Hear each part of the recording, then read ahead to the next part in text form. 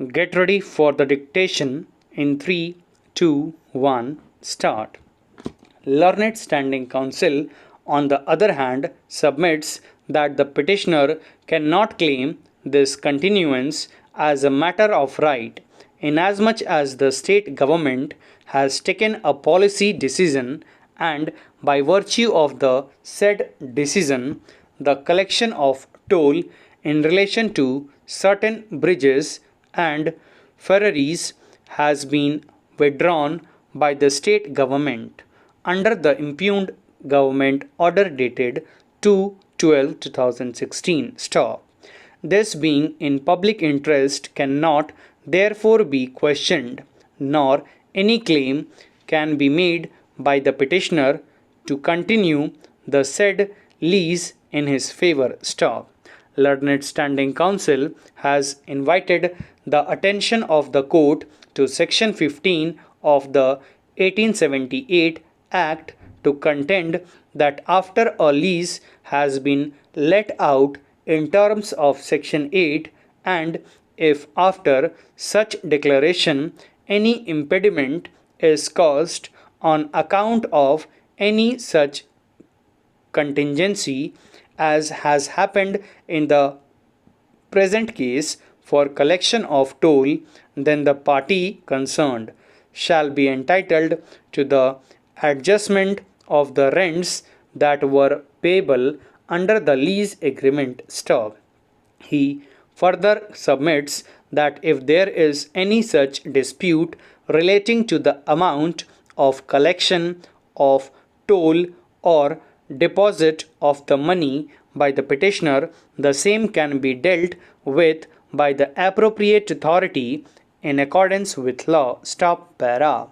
Having heard the learned counsel for the parties, the question that arises is as to whether the petitioner who is under a contract is entitled to insist upon the performance of a contract which cannot now be executed, keeping in view the policy decision of the state government under the notification dated 2/12/2016. Stop.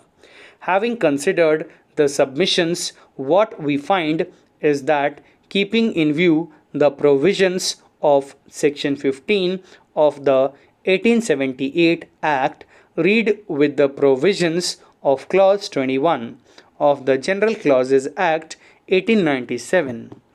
The power is there with the state government, and it can, as a matter of policy, withdraw its authority to collect toll on any bridge or ferry. Stop. Consequently, the power of the government is therefore available, and the action cannot be said to be without authority in law. Stop para. The question is about the impact of such an order on the petitioner's contract. Stop. The petitioner contends that this amounts to cancellation of the lease, which has not been done in accordance with 1878 Act, that too even without affording opportunity of hearing or notice. Stop. Here the petitioner will have to face the principles of res judicata, inasmuch as after the state government has taken a policy decision whereby the performance of the contract would become impossible, and secondly, in this situation, a writ for the enforcement of the balance of the period of contract would not be maintainable, more so when the withdrawal of toll is in larger public interest. Stop.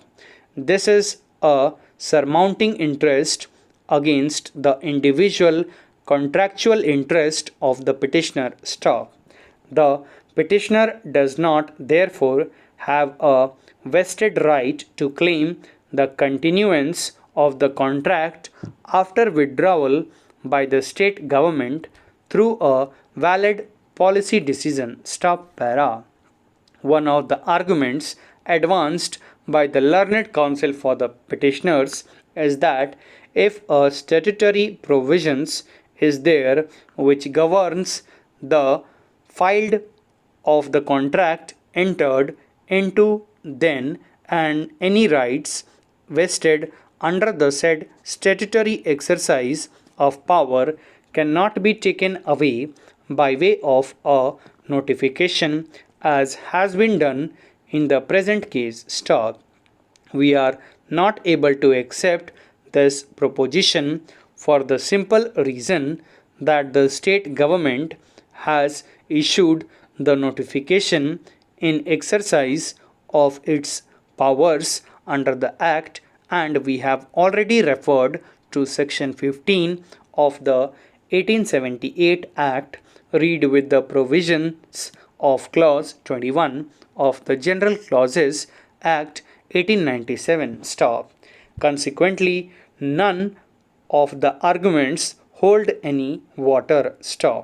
The petitioner therefore may, consequent to such withdrawal, be entitled to get adjustment or claim with regard to the lease rent that may be permissible under terms and conditions of the contract and provisions of the 1878 Act as well as the rules in this regard.